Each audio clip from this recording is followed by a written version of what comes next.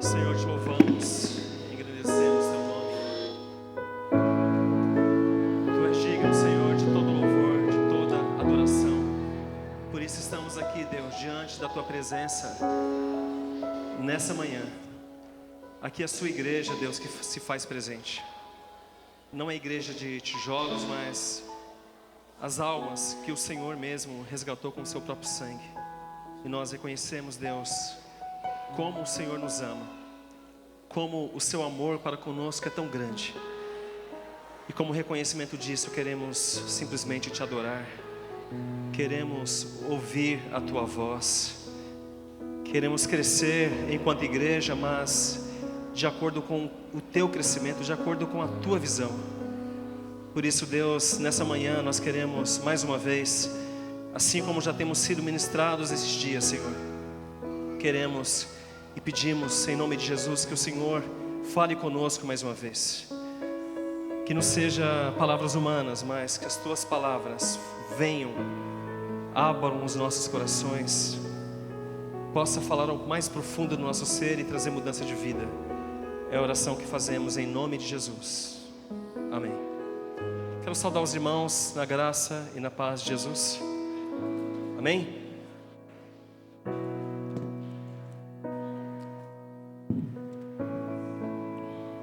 Todo mundo acordado aí, gente? Alguns foram dormir um pouco mais tarde ontem. E algumas jovens chegaram em mim e falaram assim, ó: olha, pastor, se eu dormir, me perdoa. Eu falei assim, ó: se eu ver alguém dormindo, eu vou chamar pelo nome, hein? Então, por favor, não quero chamar ninguém, então que todos possam estar atentos aí àquilo que Deus falará conosco nessa manhã. E já temos sido chamados pelo Senhor nesses dias para rompermos com algumas coisas que têm causado alguns entraves no nosso crescimento espiritual e algumas coisas que podem impedir com que o Espírito Santo possa atuar em nosso meio e fazer a grande obra que Ele quer fazer. Então nós já vimos que devemos romper com a religiosidade, devemos romper com toda a passividade, conforme o pastor ontem ministrou a nós, e nessa manhã a proposta é que nós possamos romper com toda incredulidade. Eu acredito que todos vocês que estão aqui nessa manhã já tenham olhado bem essa imagem aqui. Lá no fundo vejo uma corrente sendo rompida, quebrada. Na verdade, muitas coisas dentro da igreja, alguns conceitos errados que nós já trouxemos no decorrer do tempo, por causa de tudo aquilo que nós já ouvimos aqui, não vamos repetir novamente, realmente se apresenta para nós como se fossem verdadeiras correntes que podem nos prender dentro do nosso próprio pensamento, dentro da nossa própria visão de igreja, e digo ainda mais de Deus, que às vezes não é exatamente o conceito da palavra do Senhor. Então, todas as vezes que nós nos aproximamos das Escrituras Sagradas, eu sempre digo, é necessário que nós tenhamos um coração aberto, que nós possamos nos humilhar diante da palavra de Cristo e pedir ao Espírito Santo que revele a nós aquilo que de fato Ele inspirou através de tantos homens santos usados por Deus no passado, para que escrevessem a palavra de Deus e essa palavra pudesse chegar até nós. Porque de fato há um grande risco quando nós lemos a palavra de Deus, de nós a entendermos com o nosso próprio pensamento. E às vezes nós vamos criando os nossos próprios conceitos, estabelecendo os nossos próprios valores. E chegamos em um certo ponto em que nós temos já conceitos estabelecidos, que são chamados de dogmas. E às vezes, infelizmente, eles não representam o verdadeiro evangelho.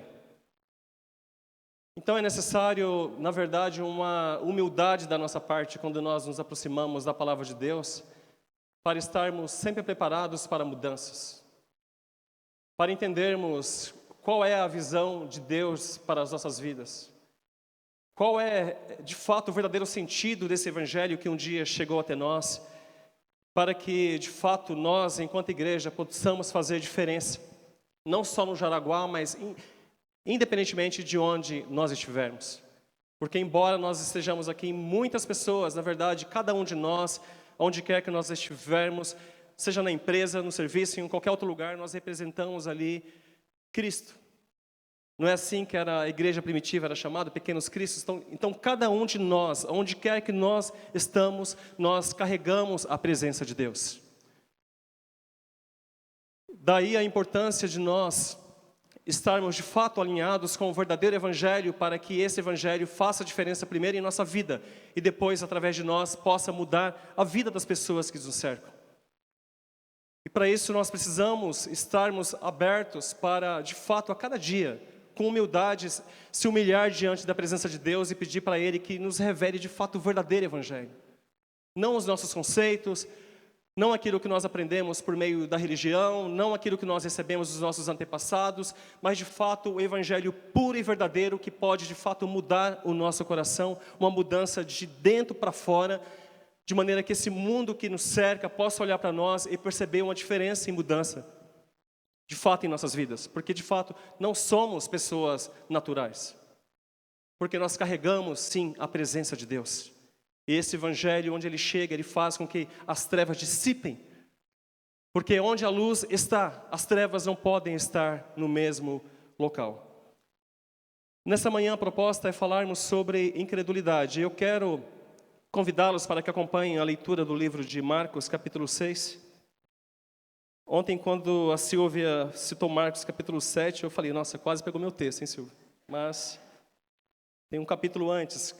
Marcos, capítulo 6, até o versículo 6, estaremos lendo aqui a palavra de Deus.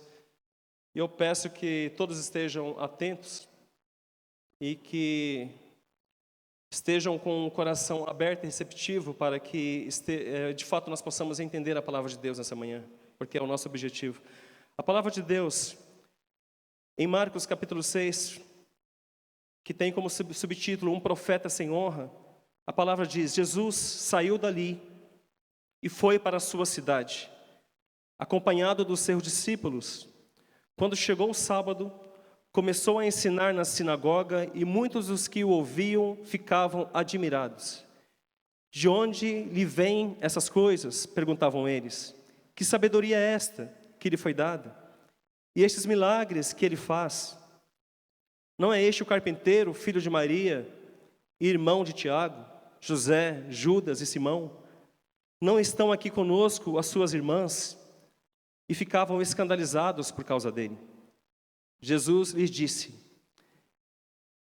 em sua própria terra, entre seus parentes e em sua própria casa, é que um profeta não tem honra. E não pôde fazer ali nenhum milagre, exceto impor as mãos sobre alguns doentes e curá-los.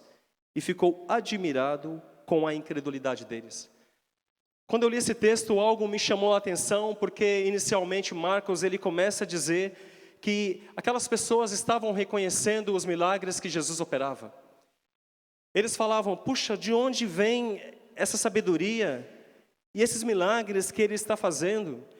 Então, quando eu li esse texto, eu pensei comigo assim, puxa, eles estão de fato reconhecendo que Jesus é o Filho de Deus e Ele está trazendo o reino de Deus ao meio dos homens, porque eles estão vendo as obras que Ele faz.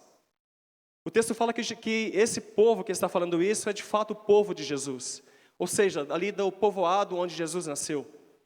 Os escritores falam que de fato, quando o escritor começa a dizer que Jesus foi para a sua cidade, aqui está se referindo a Nazaré. Então, mais do que qualquer outras pessoas, essas pessoas deveriam reconhecer em Jesus Cristo, de fato, o Filho de Deus, aquele que veio trazer o reino de Deus ao meio dos homens. Por quê? Porque eles viram Jesus Cristo manifestando o poder dele no meio das pessoas. Esse poder se manifestava através das palavras de Jesus Cristo, que ele falava como ninguém falava. Através das palavras dele, as pessoas falavam, puxa, ninguém nunca falou como ele, porque ele fala com autoridade, diferente dos mestres religiosos. Porque como nós ouvimos esses dias, eles falavam certas coisas, mas eles não faziam. Mas Jesus Cristo trazia em si uma autoridade, porque tudo que ele falava, de fato, representava aquilo que ele vivia. E não somente as suas palavras, mas também os sinais que ele operava por meio dos milagres, mostravam que de fato ele era o Filho de Deus. Então, quando eu li esse texto, eu pensei, puxa, eles estão aqui reconhecendo quem é Jesus. Mas a grande verdade é que o texto de Marcos capítulo 6, versículo 4 diz que disse Jesus, em sua própria terra, entre seus parentes, em sua própria casa, é que um profeta não tem honra. Com isso, Jesus está querendo dizer que, embora eles estão aqui com as suas bocas e com os seus lábios, dizendo que de fato Ele fala com autoridade como ninguém outro fala, e faz milagres, porque eles tinham visto Ele fazendo milagres, Jesus está aqui querendo dizer que eles não reconheceram nele de fato o Filho de Deus. Porque o versículo 5 diz que, e não pôde fazer ali nenhum milagre, exceto impor as mãos sobre um ou outro e fazer com que eles fossem de fato curados. E Mateus e Marcos, aliás, simplesmente ele traduz isso dizendo que Jesus ficou admirado com a incredulidade deles. Esse texto me deixou muito pensativo, irmãos. Sabe por quê? Porque aqui Marcos está falando que o motivo de Jesus não ter operado milagres e sinais ali no meio daquele povo é justamente por causa do tema que nós vamos abordar aqui nessa manhã. Justamente a incredulidade. Então isso me fez pensar que, de fato, eu sei que muitas vezes quando nós olhamos para o Evangelho, nós jogamos toda a responsabilidade para Deus. Achamos que Deus não opera em nossas vidas e as coisas não acontecem em nossas vidas porque Deus não quer fazer.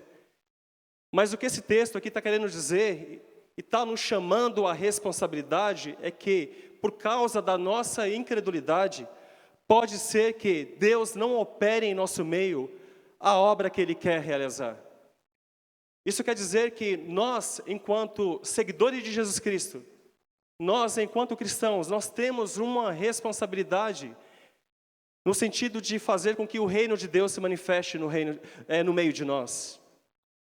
Ao invés de nós jogarmos toda a responsabilidade para Deus, nós precisamos olhar para nós mesmos e começarmos a pensar no tema dessa manhã, que é em relação à incredulidade, no sentido de que nós precisamos romper com toda sombra de dúvida, se é que nós queremos de fato que Deus opere em nosso meio e faça uma diferença em nossa igreja e também na nossa vida pessoal. O texto paralelo a esse, em que o outro evangelista, ele narra essa mesma passagem, me chamou também muita atenção, porque está no livro de Mateus. E em Mateus capítulo 13, no último versículo do capítulo, que é o versículo 58, Mateus simplesmente ele diz que Jesus não realizou muitos milagres ali por causa da incredulidade deles. Aí eu percebi uma diferença entre essas duas passagens. Nós cremos sim na inerrância da palavra de Deus, a palavra de Deus é a verdade. A Bíblia não representa a palavra de Deus, de fato ela é a palavra de Deus, mas ela é escrita por homens. E esses homens têm uma forma, cada um tem uma maneira de manifestar e de narrar determinado acontecimento. Isso não representa nenhuma contradição, isso, muito pelo contrário, simplesmente ressalta a grandiosidade da palavra de Deus. Porque a Bíblia não é uma cópia de um escritor chegou e copiou o que o outro fez. Então, Marcos narrou esse texto de uma maneira, e aqui Mateus simplesmente diz que Jesus não realizou muitos milagres ali. Só que, quando nós pegamos essa mesma passagem que nós lemos aqui no capítulo 6, no versículo 5, Marcos simplesmente diz, e não pôde fazer ali nenhum milagre. Então eu pensei, como pode? Marcos está dizendo que Jesus não pôde fazer nenhum milagre. E Mateus está dizendo, e não realizou muitos milagres ali por causa da incredulidade deles. É tudo aqui uma questão de vocabulário. Porque eu entendo que quando Mateus está dizendo que Jesus não operou muitos milagres no meio do povo por causa da incredulidade deles, ele simplesmente está falando a mesma coisa do que Marcos aqui, porque o texto de Marcos fala que Jesus não fez de fato nenhum milagre, mas simplesmente impôs a mão sobre algumas pessoas ali e eles foram de fato curados. A grande questão é que, para Mateus, essa imposição de mãos ali, ele chama de milagre. E aqui em Marcos, ele está simplesmente dizendo que Jesus não pôde fazer nenhum milagre, exceto impor as mãos sobre alguns e curá-los. O que Marcos está querendo dizer aqui? Quando, ainda mais, analisando o contexto, no versículo 6 que diz, e ficou admirado com a incredulidade deles, está querendo dizer que os sinais que Jesus Cristo operou ali, aqui nessa passagem de Marcos capítulo 6, foram milagres, de fato, operados pelo poder de Jesus Cristo, que ele coloca as mãos sobre algumas pessoas, e essas pessoas são curadas, mas eu quero que vocês foquem a atenção para entender que esses milagres não foram operados devido à fé que eles tinham. Por isso que Marcos diz, ali não foi operado nenhum milagre, porque havia incredulidade no meio do povo. Se esse povo tivesse fé, Jesus Cristo não precisaria ali impor as mãos sobre alguns e operar ali alguns sinais devido ao poder de Deus que estava nele, porque Jesus Cristo operava com todo o poder do Espírito Santo, porque ele tinha recebido de Deus o Espírito sem medida. Foi necessário que Jesus Cristo caminhasse até ali e colocasse as mãos para que algum sinal pudesse acontecer. Porque se dependesse do povo, nada teria sido feito. Por quê? Por causa da incredulidade deles. Marcos está chamando a atenção aqui para a gente, então, que onde há a incredulidade, Deus simplesmente não pode operar. O texto não está falando aqui que Jesus Cristo não quis fazer nenhum milagre, mas o texto fala que e não pôde fazer ali nenhum milagre. E nós precisamos entender a palavra de Deus como de fato ela está escrita, porque não adianta eu chegar aqui e querer dizer, não foi isso que o evangelista quis dizer. Mas antes, pelo contrário, nós devemos voltar a nossa atenção para entender que de fato Jesus não pôde realizar os sinais e os milagres que ele queria operar ali, devido à incredulidade deles. E isso nos chama a atenção. Até que ponto a nossa incredulidade impede ou está impedindo que Deus opere em nosso meio a obra que Ele quer fazer? Porque de fato o texto está falando, e não pôde fazer os milagres. Aí eu penso, até que ponto a minha incredulidade pode de fato atrapalhar o agir de Deus e fazer com que a IBPAN não caminhe na direção que Deus tem para ela, na medida em que nós simplesmente, às vezes, oramos e pedimos a Deus que Ele venha e faça uma obra no meio de nós, mas às vezes não percebemos que para que essa obra aconteça, depende de cada um de nós, porque nós somos a igreja. Eu sou a igreja, você é a igreja. E o texto está dizendo que onde há incredulidade, o mover de Deus, ele é impedido de maneira que Deus não pode fazer a obra que Ele quer fazer. Sabe por quê? Porque Deus, Ele espera que nós tenhamos a fé nele. Que nós saibamos quem Ele é e o que Ele pode fazer em nosso meio. E a incredulidade simplesmente, ela nos barra, ela impede o agir de Deus em nossa vida. E quando eu comecei a pensar sobre esse tema da incredulidade, eu pensei assim, mas puxa, afinal de contas, o que é a incredulidade? Se eu perguntasse para você aqui, o que é incredulidade? Com você mesmo, o que você responderia? O que você diria? É falta de fé? É não confiar em Deus? Enfim, cada um aqui vai trazer um conceito, vai trazer uma definição com base na sua própria experiência pessoal, ou todos nós temos um conceito sobre cada palavra que tem no dicionário, cada um aqui tem um conceito nessa manhã. Mas a melhor forma de nós entendermos o que é incredulidade é, de fato, voltando para a palavra de Deus, porque a própria palavra de Deus se explica. Aí eu volto para o livro dos princípios, que é o Gênesis. No livro de Gênesis, logo no capítulo 1, é um texto muito conhecido, por isso nem é necessário ler, mas vai voltar à memória de todos vocês aqui. A palavra de Deus em Gênesis fala que quando Deus, o Senhor Deus, que sempre existiu, porque Gênesis já começa a falar no princípio criou Deus, Deus existe pela eternidade da eternidade de todos os tempos. Fala que quando Deus começou a criar a terra, eu até marquei aqui com a caneta de marca-texto na minha Bíblia, em várias passagens aqui do capítulo 1, o escritor diz, e assim foi. Deus falava e aquilo acontecia. Deus organizava o firmamento de maneira que as águas de baixo ficassem ali e as águas de cima em cima. Daqui a pouco ele fazia com que a terra fosse separada da água, o elemento seco ficasse junto, e o escritor simplesmente, a cada operação de Deus, a cada ato dentro da criação de Deus, o escritor simplesmente diz, e assim foi, e assim foi. E também na consequência disso, na medida em que o nosso Deus ia trazendo à criação, à existência, tudo aquilo que não existia, porque Deus, o nosso Deus, é o Deus que não precisa de um elemento para criar, Ele cria a partir do nada. É isso que o livro de Gênesis nos dá a entender, por meio da palavra hebraica, bara, que quer dizer, Ele traz à existência o mundo que não existe. Então esse Deus está simplesmente trazendo esse mundo maravilhoso à existência, fazendo com que haja ordem na criação, haja uma ordem dentro da natureza. E aqui, depois de cada vez que o escritor diz, e assim, Deus falava, e assim foi, o texto também repete que Deus viu que ficou muito bom. Deus viu que ficou bom e ficou bom. Esse é o ambiente onde o nosso mundo começa a existir. E no último versículo do capítulo 1, o versículo 31, na conclusão o texto diz, e Deus viu tudo o que havia feito, e tudo havia ficado muito bom. Dentro dessa criação de Deus não há espaço para incredulidade. Ali Deus falava e as coisas simplesmente aconteciam. Deus falava e esse mundo vinha à existência.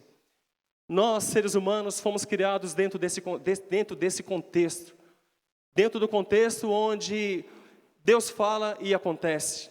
Onde o Deus Criador, que trouxe tudo à existência, Ele simplesmente faz coisas maravilhosas, porque tudo que Ele trazia à existência era de fato muito bom. E nós, eu e você, representamos a coroa de toda essa criação. E nós fomos inseridos dentro desse contexto. Num contexto onde não existe a mentira, onde não existe a incredulidade, onde não existe a farsa, onde quando alguém fala uma coisa para você, você não precisa ficar com aquele exercício na sua cabeça, isso é verdade ou é mentira?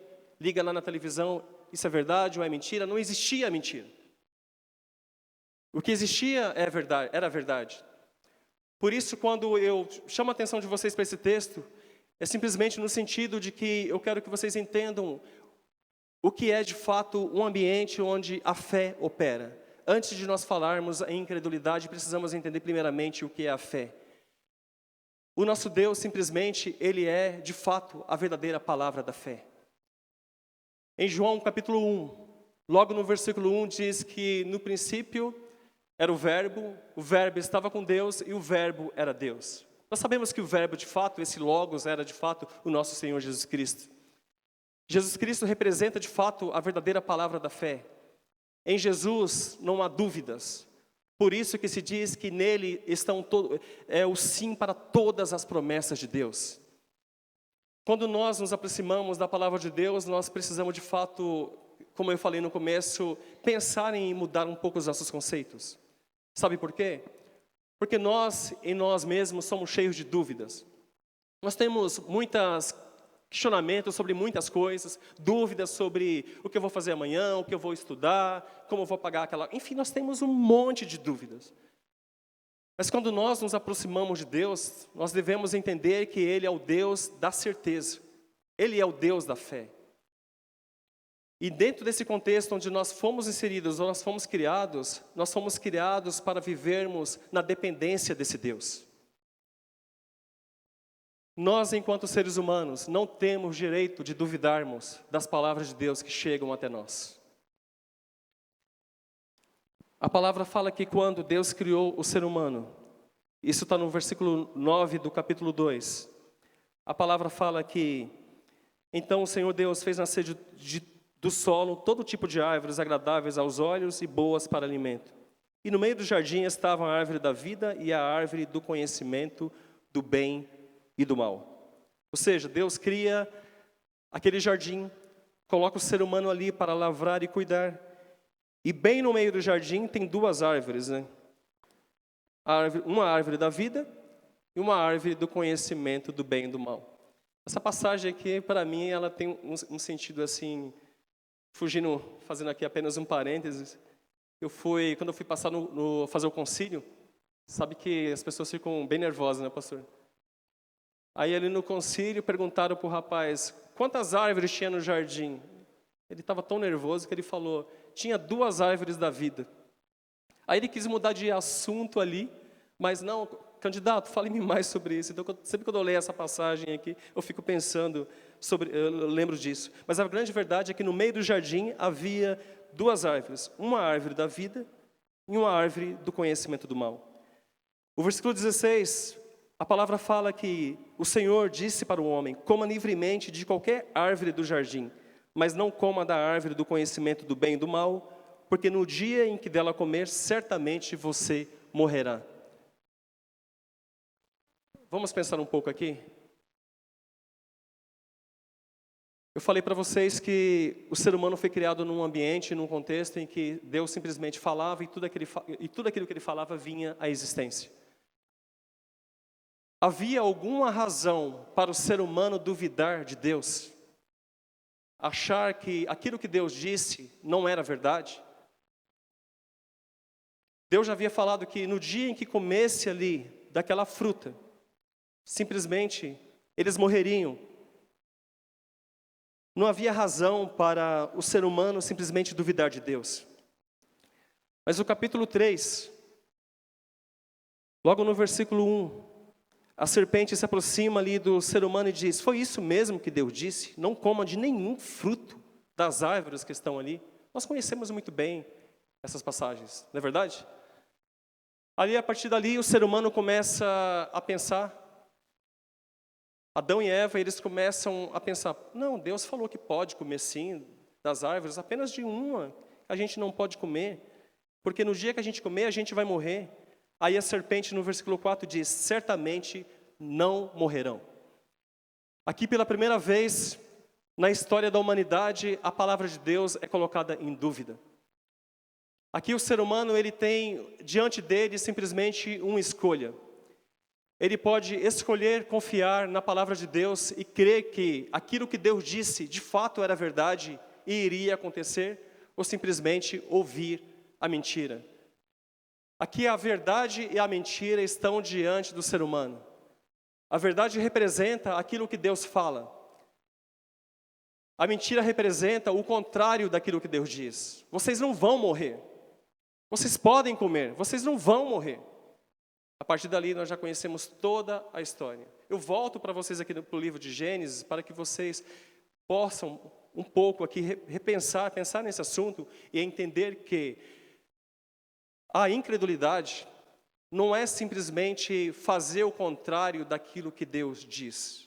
A incredulidade é mais profunda do que isso, porque ser incrédulo é simplesmente duvidar de Deus, duvidar do caráter dele, do caráter imutável de Deus, porque Deus não muda, Deus sempre existiu, a verdade sempre esteve com Deus. Tiago diz que ele habita no meio da luz e que nele não há trevas nenhumas. Então nós, enquanto seres humanos, não temos o direito simplesmente de duvidar desse Deus. A incredulidade é algo extremamente ofensiva ao caráter e à personalidade de Deus.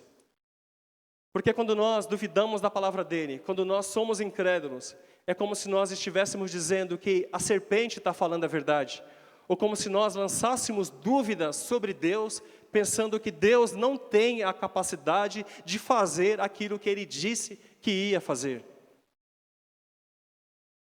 Então, pensando nisso, a gente já começa a refletir o porquê que naquele texto ali de Marcos, capítulo 6, Marcos simplesmente diz que Jesus não pôde fazer nenhum milagre ali no meio deles. Sabe por quê? Porque eles enxergavam os milagres de Jesus, mas simplesmente eles não criam em Jesus. Eu entendo que esse tema pode mudar as nossas vidas da água para o vinho. Porque se nós tivermos fé em Deus, se nós rompermos de fato com a incredulidade em nossas vidas, Deus pode fazer em nossas vidas aquilo que Ele está tão desejoso de fazer. Ao ler esse texto da palavra de Deus no livro de Gênesis, eu entendi claramente que a incredulidade foi, na verdade, o primeiro dos pecados. Eu sei que cada um pode dizer qualquer coisa em relação a isso, qualquer escritor pode falar qualquer outra coisa, mas essa foi de fato a minha percepção. Porque se o ser humano tivesse crido na palavra de Deus, na verdade ele não teria acreditado na serpente. Se ele pensasse, puxa, Deus é tão santo, Deus é tão verdadeiro, então se eu comer essa fruta, eu vou, por mais que ela seja agradável aos meus olhos, se eu comer, eu vou morrer. Se o ser humano pensasse assim, ele não duvidasse de Deus, de quem Ele é, de fato, não teria acontecido tudo o que aconteceu. Então nós entendemos que, de fato, foi a incredulidade que trouxe a raiz, que fez com que os nossos pais, lá no Éden, fossem tentados a pecar e ir na contramão daquilo que Deus tinha dito. Então a incredulidade é o quê? É duvidar das palavras de Deus, é duvidar de quem Deus é duvidar daquilo que Ele pode fazer, é duvidar do poder dEle. É simplesmente o ser humano olhar para o aqui e o agora ao nosso redor e achar que aquilo que os nossos olhos veem representam mais a verdade do que aquilo que Deus nos fala. E nessa manhã a gente vai pensar um pouco sobre isso, porque de fato é necessário que nós possamos rever os nossos conceitos em relação a isso, para que Deus opere em nosso meio a obra que Ele quer realizar. A palavra de Deus, em Marcos, capítulo 9, fala que certa vez Jesus tinha ido orar e os discípulos tiveram um grande desafio diante deles. Porque quando os discípulos estavam ali, longe da presença de Jesus, trouxeram para os discípulos um menino que recebia demônio desde muito pequeno, de maneira que ele tentava muitas vezes se matar, pulando no fogo, muitas vezes também na água, e muitas vezes ele começava a ter convulsão. E a palavra de Deus diz que quando esse menino foi trazido ali para os discípulos, para que eles pudessem operar um sinal na vida deles, os discípulos de Jesus não conseguiram operar aquele milagre. Tudo aquilo que eles falavam e antes dava certo, agora nessa ocasião simplesmente não está dando certo. Então eles ficam ali perplexos diante daquilo, porque simplesmente eles falavam em nome de Jesus e aquele demônio simplesmente não saía.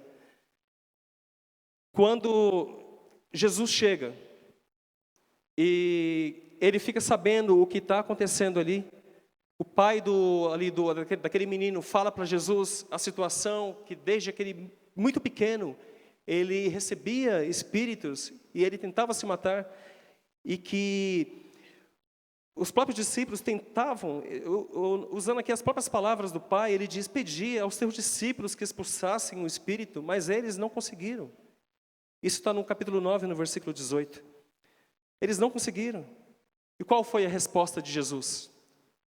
A resposta de Jesus, em Marcos capítulo 9, versículo 19, foi exatamente a seguinte: ó geração incrédula, até quando estarei com vocês?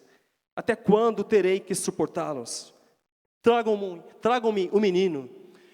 Quando o menino chegou diante de Jesus, Jesus simplesmente exerceu a autoridade de maneira que aquele espírito foi expulso. Mas note aqui as palavras de Jesus. Jesus está dizendo, ó geração incrédula, até quando eu vou ter que estar aqui no meio de vocês? O que Jesus está querendo dizer aqui é, aqui não é o meu habitar natural. Até quando eu vou ter que ficar no meio de vocês, porque vocês não creem em Deus? Por mais que vocês sejam os meus discípulos, vocês não acreditam nele da maneira que deveriam acreditar. Porque se vocês acreditassem, de fato, aquele demônio teria sido expulso. Então Jesus disse, até quando eu vou estar com vocês? E quando nós pensamos aqui, nesse texto, devemos entender que Jesus é de fato o verbo que estava com Deus. Jesus era o próprio Deus. Então para Jesus não existe isso da mentira, da incredulidade, dele tentar operar um sinal e aquele sinal não se realizar, porque para Jesus nada é impossível. E Jesus, que estava presente na criação, tudo aquilo que Deus falava, Ele falava e então se foi. Tudo vinha à existência, como nós lemos aqui. E tudo era muito bom. Então Jesus está dizendo aqui, até quando eu vou ter que estar no meio de vocês, porque vocês não creem da forma como vocês deveriam crer. Ó geração incrédula e perversa, Vocês não creem. Vocês não creem no reino de Deus. Porque nós podemos ser discípulos de Jesus Cristo. Nós podemos, com as nossas palavras, dizer que nós cremos em Deus. Nós podemos louvar a Deus. Nós podemos fazer tudo aquilo que as pessoas vão olhar aparentemente e dizer, ele de fato é um verdadeiro crente. Mas se nós formos pessoas incrédulas, nós seremos essa geração que Jesus simplesmente diz, vocês são perversos, até quando eu vou ter que estar no meio de vocês? Porque Jesus entendia que no meio da incredulidade, o poder de Deus não poderia se operar. Se nós quisermos que Deus opere em nosso meio, nós precisamos crer que de fato a palavra de Deus é a palavra de Deus. Nós precisamos crer em Deus mais do que nós acreditamos na serpente, mais do que nós acreditamos naquilo que os nossos olhos veem. Porque na medida que se nós não crermos na palavra de Deus, Deus não vai operar no meio de nós, simplesmente porque a resposta é, ó geração incrédula. Porque nós não cremos, nós falamos uma coisa com os nossos lábios, mas a nossa atitude, às vezes, demonstra outra completamente diferente. Então, aquele pai desesperado, ele olha para Jesus e fala, os seus discípulos não puderam fazer nada. Se podes, faça alguma coisa por mim. Aí Jesus olha para aquele pai e diz, se podes, tudo é possível ao que crê. O versículo 23 do capítulo 9, Jesus diz, se podes, disse Jesus, tudo é possível àquele que crê. Eu sei que nós vamos aqui cada um inventar uma interpretação para esse texto. Não é bem isso que Jesus quis dizer, mas Jesus está dizendo aqui, tudo é possível ao que crê. Aí aquele pai desesperado no versículo 24, ele diz, creio, ajuda-me a vencer a minha incredulidade. Ele está dizendo, Jesus, eu creio, mas eu não estou no mesmo nível que você.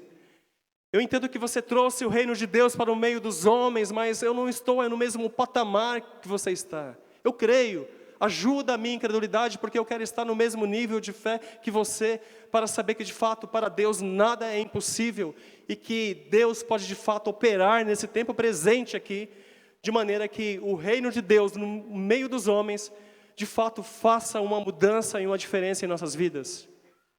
E traga à existência aquilo que nós procuramos e aquilo que nós desejamos, porque essa é de fato a palavra de Deus. Jesus não colocou limites aqui para a igreja.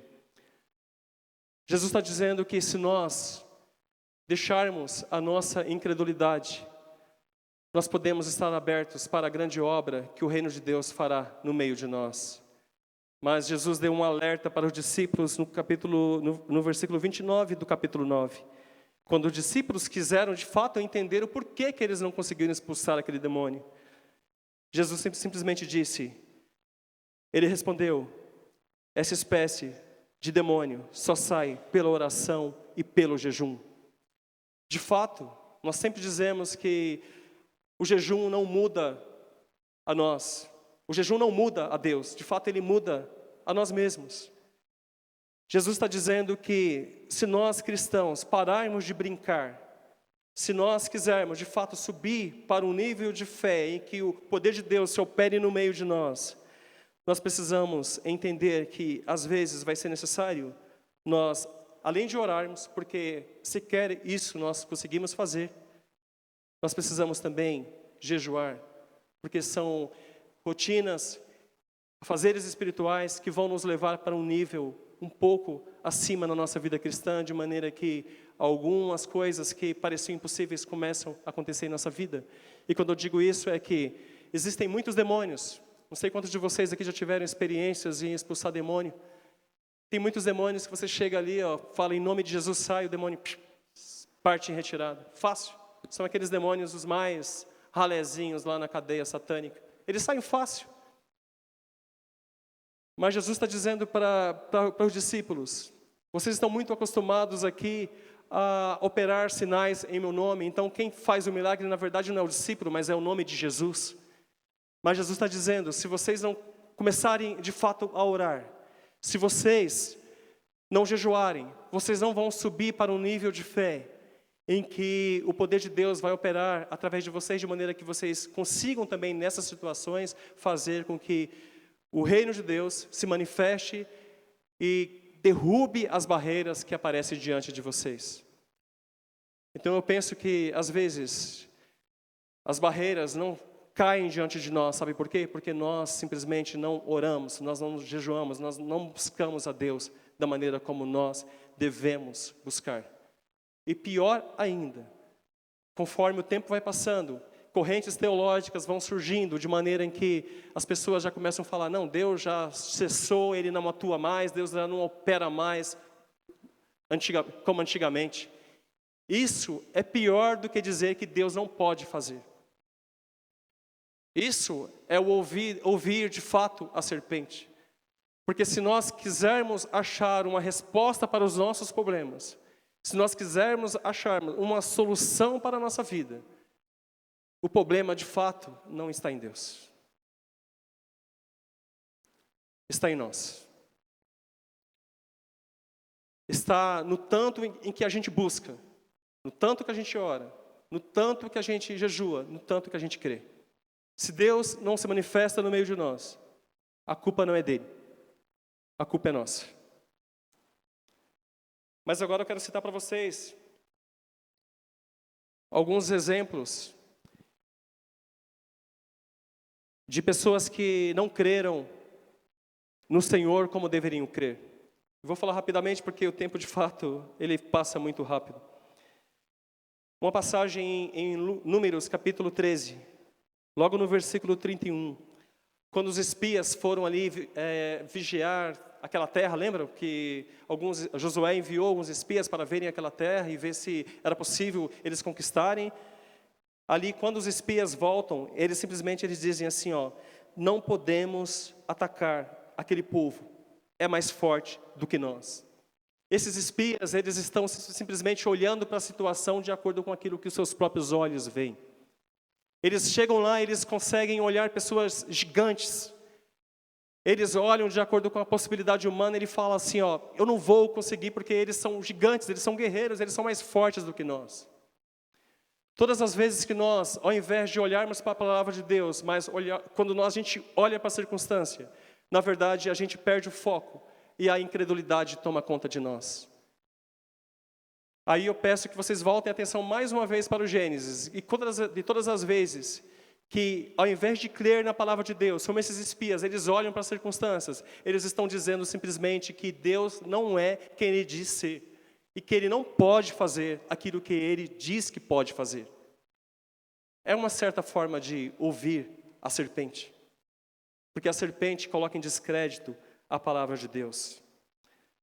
A palavra de Deus em 2 Reis, capítulo 7, fala que o chefe oficial ali do exército do povo de Israel, quando o povo estava completamente ali cercado pelo exército sírio, e não havia ali maneira de... Eles comiam o básico, e a comida era extremamente cara.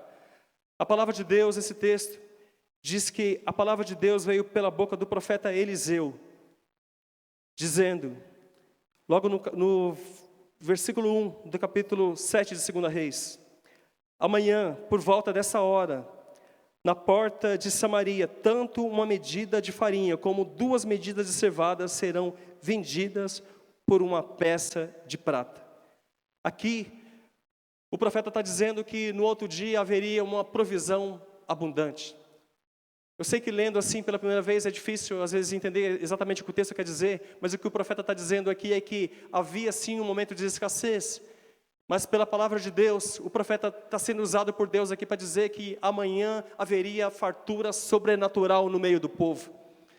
Só que o que acontece ali é que o chefe ali dos oficiais, simplesmente duvidoso, ele não cria na palavra de Deus, ele disse, ainda que o Senhor abrisse as comportas do céu, será que isso poderia acontecer? Então, diante da profecia aqui de Eliseu, O chefe ali dos oficiais, simplesmente ele se mostra muito incrédulo, porque ele fala, mas mesmo que Deus abrisse o céu, será que isso de fato poderia acontecer? Aí o profeta simplesmente olha para ele e diz assim, ó, você o verá com os próprios olhos, mas não comerá coisa alguma. E a palavra fala que no outro dia, quando, exatamente 24 horas depois, quando as portas foram abertas e Deus, de uma maneira sobrenatural, trouxe alimento para o meio do povo, de fato a palavra de Deus se cumpriu, porque aquele chefe dos oficiais, ele viu aquilo, mas muita gente veio com a cavalaria, passaram por cima dele e ele simplesmente morreu e ele não conseguiu comer absolutamente nada do que os olhos dele viram, porque a palavra de Deus se cumpriu, porque ele duvidou, ele foi uma pessoa incrédula diante daquilo que Deus poderia fazer. Os incrédulos, eles podem até ver, mas eles não herdarão as promessas de Deus. Porque a promessa de Deus é para aquele que acredita. A promessa de Deus é para aquele que, diante da circunstância, simplesmente ele prefere acreditar naquilo que a palavra do Senhor fala. Por isso, o livro de Hebreus, no capítulo 3, no versículo 9, quando se refere ao povo de Israel, o escritor de Hebreus, ele diz, vemos assim, que por causa da incredulidade, eles não puderam entrar ali na terra prometida. Porque durante 40 anos, Deus já havia ali dado a promessa para eles que eles iam herdar aquela terra, mas o que o povo fez? Começou a reclamar, começou a murmurar, começou a duvidar de que Deus poderia fazer. O povo não acreditava que o Deus que tirou eles lá do Egito poderia ser capaz e poderoso para alimentá-los durante o tempo que eles estivessem no deserto. Porque não era nem para ser 40 anos. Mas por causa da incredulidade, eles começaram simplesmente a dar voltas ali no mesmo caminho ali, e simplesmente não saíam do lugar. Como se fosse aqui um esquilo correndo ali, sem sair do lugar. Simplesmente, eles não avançavam, porque a incredulidade simplesmente nos tira a nossa força, o nosso mover. A gente não consegue caminhar na direção daquilo que Deus quer fazer em nossas vidas. E a palavra fala que, por causa da incredulidade, de fato eles não conseguiram alcançar as promessas de Deus. O escritor de Hebreus diz mais aqui no versículo 2, que fala que a razão por que esse povo não conseguiu herdar as promessas de Deus é que a palavra pregada, aquilo que Deus já havia dito que ia fazer, simplesmente essa palavra não foi acompanhada com a fé. A incredulidade, então, é quando nós ouvimos a palavra de Deus, mas de alguma forma nós não acompanhamos essa palavra com a nossa fé. Antes nós fazemos ali como o chefe o oficial ali do exército, simplesmente duvida daquilo que Deus vai fazer. É por isso que a palavra fala aqui nesse mesmo capítulo 4, no versículo 3, pois nós, os que cremos, é que entramos naquele descanso, conforme Deus disse, assim jurei na minha ira, jamais entrarão no meu descanso. Eu disse que nós, enquanto seres humanos, não temos o direito de duvidar desse Deus. E a palavra fala que os incrédulos não têm parte com Deus. Vocês lembram quando Jesus disse para Simão Pedro, quando falou para ele assim, ó, se eu não te lavar, você não tem parte comigo? O que Jesus está falando ali, de fato, é que se ele não entendesse o reino de Deus, entendesse aquilo que ele está falando, de fato ele não teria parte com ele. E isso se refere, ou se aplica claramente também aos incrédulos. Os incrédulos não têm parte no reino de Deus. Por isso que Deus jurou na ira dele. Imagine Deus irado. Jamais entrarão no meu descanso. Por isso que o escritor de Hebreus, quando ele se dirige a nós, o povo de Deus, ele diz que nós devemos tomar cuidado para não seguir nesse mesmo exemplo de incredulidade. Porque o povo tinha a promessa de herdar a terra prometida. O povo tinha ali aquela esperança de ser protegido por Deus e herdar a promessa de Deus. Mas eles não herdaram a promessa de Deus por causa da incredulidade. E a mesma coisa pode acontecer conosco nos dias de hoje também. Se nós não estivermos atentos, se nós não estivermos abertos para crer de fato na palavra de Deus e no mover de Deus, nós poderemos até ver a obra de Deus, mas nós não vamos jamais participar daquela obra. Deus chamou cada um de nós aqui nessa manhã para um caminhar de fé. E a incredulidade pode fazer com que nós não herdemos as promessas de Deus. Por isso nós devemos, enquanto igreja, de fato romper com toda incredulidade em nome de Jesus. A incredulidade tem que sair do nosso meio. A gente precisa crer em Deus. Nós não temos o direito de duvidar de Deus, de quem Ele é, do poder dEle, daquilo que Ele pode fazer. Porque isso é extremamente ofensivo para o Deus Altíssimo. Deus onipotente, de fato, Ele nem merece isso de nós, enquanto seres humanos criados. Por isso que Deus se ira quando Ele olha para um povo que duvida, que tem incredulidade.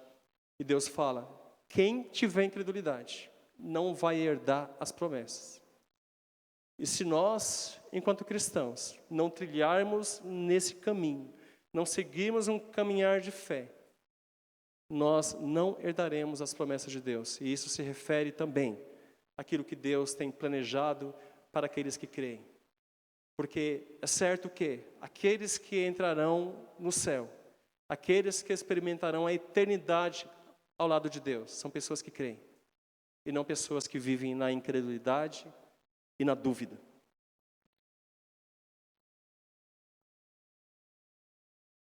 Essa foi a introdução. Acho que podemos cancelar o almoço hoje, né?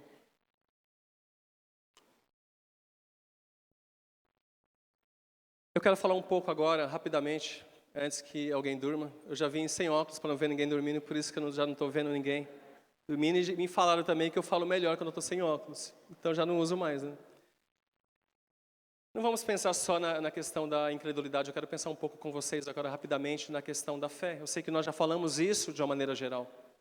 E quando nós falamos em fé, nós já pensamos já em Abraão. A palavra de Deus, em Gênesis, capítulo 15. Eu não vou ficar lendo aqui os textos que você já conhece, mas a grande verdade é que quando Abraão, ele pensava que seria através de Eliezer que ele teria uma grande descendência, e ele chegou diante de Deus e questionou isso. Ele falou assim, Senhor, só tem aqui, já estou velho, minha esposa está velha, só tem aqui o Damasceno Eliezer.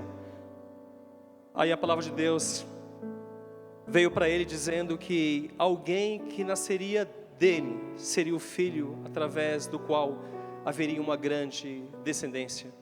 A palavra de Deus diz que Deus tirou Abraão da tenda onde ele estava. Imagina ali no Oriente, aquele céu com muitas estrelas. A palavra fala que Deus tirou Abraão e ele veio para fora e ele começou a olhar as estrelas. E Deus falou assim, olhe para as estrelas. E ele olhava. E na medida em que ele olhava aquelas estrelas, Deus falou para ele assim, assim será a sua descendência. E a palavra fala que Abraão creu em Deus. Ele acreditou. Gênesis 15, 6, a palavra fala, Abraão creu no Senhor e isso foi acreditado como justiça. Olhe a diferença entre todos os exemplos de incredulidade que nós vimos, né? Fui citando aqui exemplos de incredulidade, gente que não creu, que duvidou de Deus, que morreu por causa disso, que deixou de herdar as promessas de Deus. Mas Abraão, ele era velho, ele poderia não acreditar naquilo que Deus disse. Mas Abraão, ele sabia que ele não tinha o direito de duvidar de Deus. Porque aquilo que Deus fala, Ele simplesmente cumpre. Nós conhecemos vários textos da palavra de Deus, que Ele não é homem para que minta, nem filho de homem para que se arrependa. Se Ele falou, Ele vai cumprir. E pelo fato de Abraão ter crido em Deus, isso foi acreditado a ele como justiça, de maneira que antes que ele tivesse feito qualquer coisa de circuncisão, ou qualquer coisa que pudesse, de fato alguém falar, olha, Deus se agradou dele porque ele fez isso, não, foi simplesmente porque ele creu. Isso mostra como Deus, Ele se agrada quando nós cremos na palavra dEle. Porque quando nós acreditamos que o Senhor é capaz de fazer uma grande obra, nós estamos abertos para o agir dEle.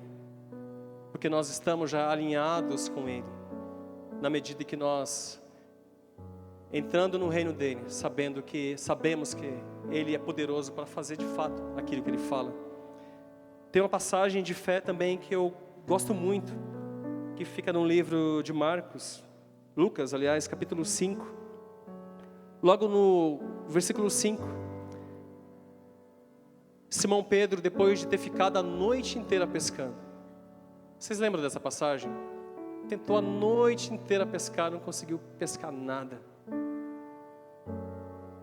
Quando eles encontram Jesus simplesmente, ele fala assim, lance as redes novamente. Tem outra passagem narrada por João que fala, lance agora do lado direito. Simão, ele poderia ter duvidado da palavra de Deus. Ele poderia ter dito para Jesus assim, o especialista aqui em pesca sou eu. Você pode ser pescador de homens, mas eu sou pescador de peixe. Ele poderia ter duvidado da palavra de Deus.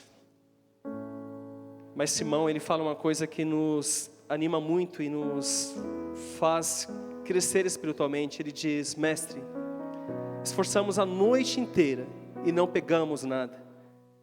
Mas porque és tu quem está dizendo isso, vou lançar as redes. Simão está querendo dizer aqui é que, Senhor, eu acho que eu sei aquilo que eu faço, eu domino aqui, eu tenho um conhecimento humano, eu sei como as coisas acontecem, mas o Senhor de fato está trazendo a nós o reino de Deus. E no reino de Deus, nem sempre as circunstâncias que os nossos olhos veem, de fato representam aquilo que Deus pode fazer.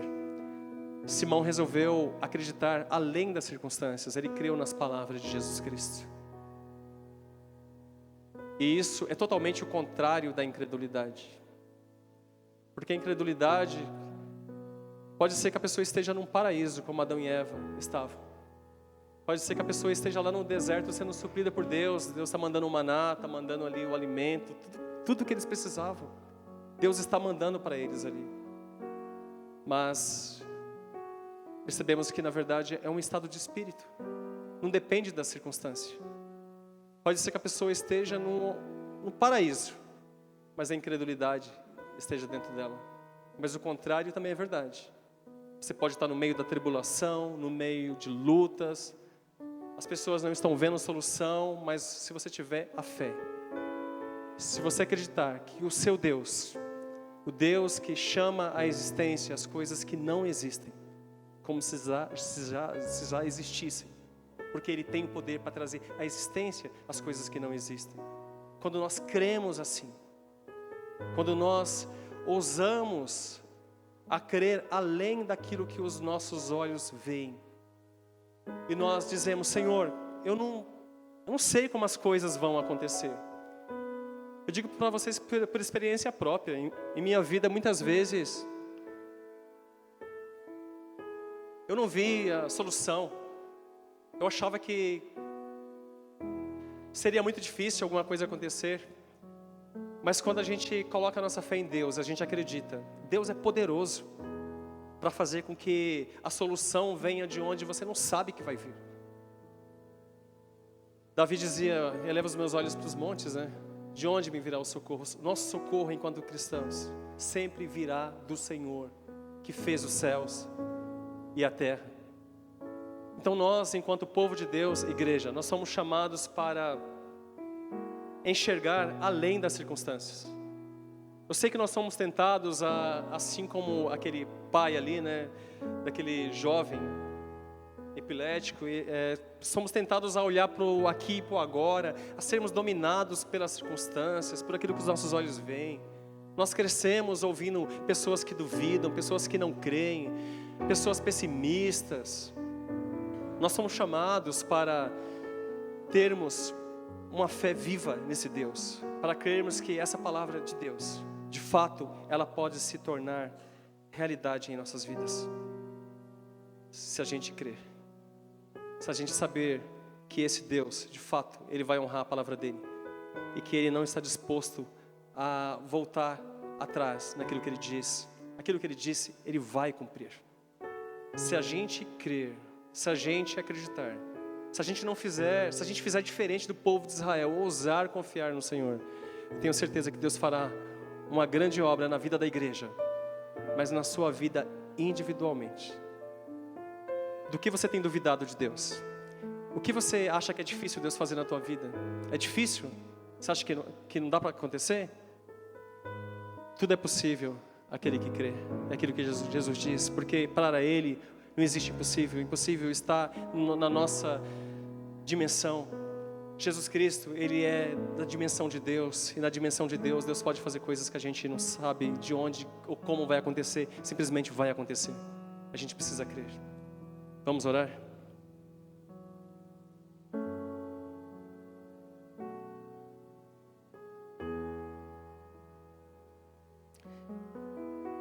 Senhor, diante da revelação da Tua Palavra, Pai, nós cremos que nós somos chamados para, de fato, rompermos com essa incredulidade que pode impedir o Teu mover no meio de nós, que pode fazer com que a Sua vontade não seja feita no meio de nós como o Senhor quer fazer, simplesmente devido à nossa falta de confiança em Ti, ou dessa incredulidade em nossas vidas que se manifesta de muitas maneiras. Às vezes a nossa relutância em entender o Seu mover no meio de nós, de vermos as coisas como o Senhor vê, de duvidarmos da Tua capacidade, do Teu poder que pode simplesmente mudar tudo. Nós queremos, Pai, enquanto igreja, romper com isso. Por isso, nessa manhã, diante da meditação da Tua Palavra, nós te pedimos, Senhor, muda a nossa vida, muda essa igreja, em nome de Jesus. Quebra, Senhor, todo espírito de incredulidade. Nós queremos, enquanto igreja, nessa manhã, declarar que nós cremos em Ti, que nós confiamos nas Tuas palavras, que nós não duvidamos do Teu poder, nem de quem Tu és, da revelação que o Senhor trouxe até nós por meio da Tua palavra. Nós cremos, Senhor, que tudo é possível para Ti, que o Senhor pode mudar as nossas vidas individuais e que o Senhor pode também operar no meio do Teu povo enquanto igreja, fazendo com que nós saiamos do marasmo, que nós deixemos de sermos simplesmente seres religiosos, seres passivos diante da Tua palavra, que nós deixemos de ser incrédulos e possamos nos alinhar dentro do Teu propósito para as nossas vidas. Entendermos, Senhor, qual é a Tua dimensão de fé e sabermos que, confiando em Ti, nós podemos nesse tempo presente ver o Teu mover, o Teu agir, a Tua manifestação ainda nesse tempo presente, porque o Senhor não mudou, o Senhor permanece o mesmo, poderoso, capaz de operar maravilhas em nosso meio, de mesmo nesse tempo presente, se nós tivermos fé, operar um avivamento em nosso meio, uma manifestação gloriosa do Teu poder e das manifestações do Teu Espírito Santo. Nós cremos nisso, Senhor. Enquanto igreja, queremos nessa manhã declarar, nós cremos no Senhor, cremos naquilo que o Senhor pode e vai fazer, e oramos em nome de Jesus. Amém. Glória a Deus.